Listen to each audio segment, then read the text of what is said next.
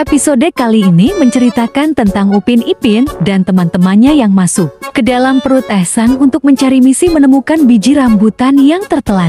Saat itu Upin dan Ipin juga beberapa temannya berada di dalam rongga mulut Ehsan dan harus menuju ke bagian perut lewat esofagus. Apa itu esofagus? Esofagus adalah saluran di dalam tubuh manusia yang menyambungkan antara rongga mulut dengan bagian perut sehingga mereka dapat langsung menuju ke sana.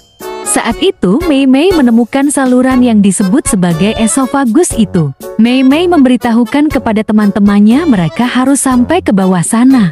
Upin pun mengajak Fizi untuk meluncur ke bawah sana, tapi Fizi ternyata takut. Akhirnya mereka terperosok jatuh ke dalam saluran menuju perut itu. Saat Ehsan merasakan tenggorokannya ada yang tertelan padahal di dalamnya ada teman-temannya Ehsan yang sedang mengambil biji rambutan itu. Akhirnya Upin Ipin beserta teman-temannya terjatuh ke dalam perut Ehsan.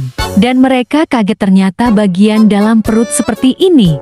Terlihat penuh sekali perut Ehsan terisi banyak makanan di dalamnya. Ehsan memang gemar makan dan dia suka memakan banyak makanan ketika lapar. Mu Guru menjelaskan kenapa perut Ehsan terlihat penuh seperti itu. Karena Ehsan ketika makan tidak banyak mengunyah dan langsung menelannya.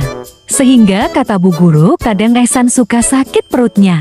Itu disebabkan banyak makanan di perutnya ditambah biji rambutan yang tertelan. Ayo teman-teman, mari kita bersama mencari biji rambutan itu, ujar Upin dan Ipin. Kemudian teman-teman lainnya seperti Jarjit juga mencarinya di sela-sela bagian perut. Dan ternyata bagian perut Ehsan sangat jorok, banyak makanan yang dimakan. Namun tidak dimakan dengan baik saat di dalam mulut.